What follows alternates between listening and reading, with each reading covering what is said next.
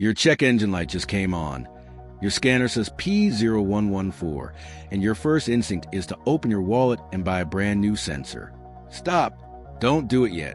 A lot of people waste money replacing parts they don't need for this exact code, when the real fix is often completely free. Welcome back to my channel, where we make car care simple, fun, and stress-free. Today, I'm going to show you exactly what code P0114 means, how it's secretly ruining your gas mileage, and 2 simple DIY methods to fix it yourself. Let's get into it. Part 1. The anatomy of P0114 code. So, what is your car trying to tell you? Code P0114 means your engine's computer is getting an intermittent signal from the intake air temperature IAT sensor. Think of this sensor as your engine's thermometer. It tells the computer how cold or hot the incoming air is so it can inject the perfect amount of fuel. If that signal is cutting in and out like a bad cell phone connection, your engine starts guessing. The red flags, symptoms, if you have this code, you've probably noticed at least a few of these.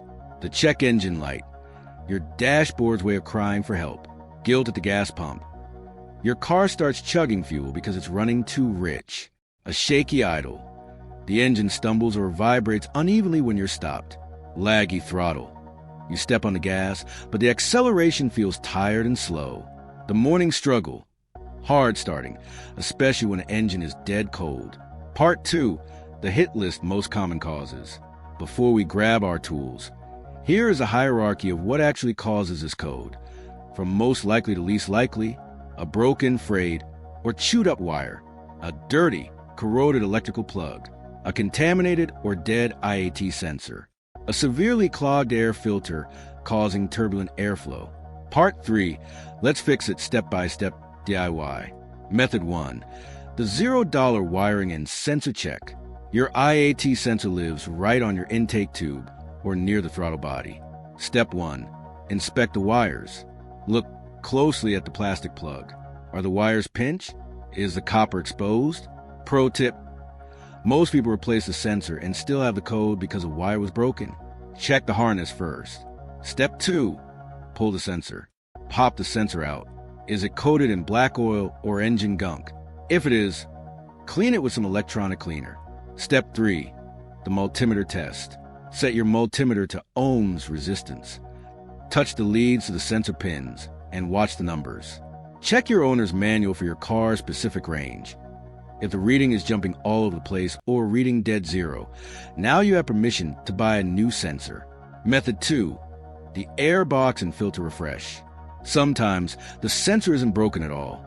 It's just dealing with terrible airflow because of neglected intake box. Step 1. Open up that black plastic air filter housing. Be gentle so you don't snap any old plastic clips or pull on nearby hoses. Step 2.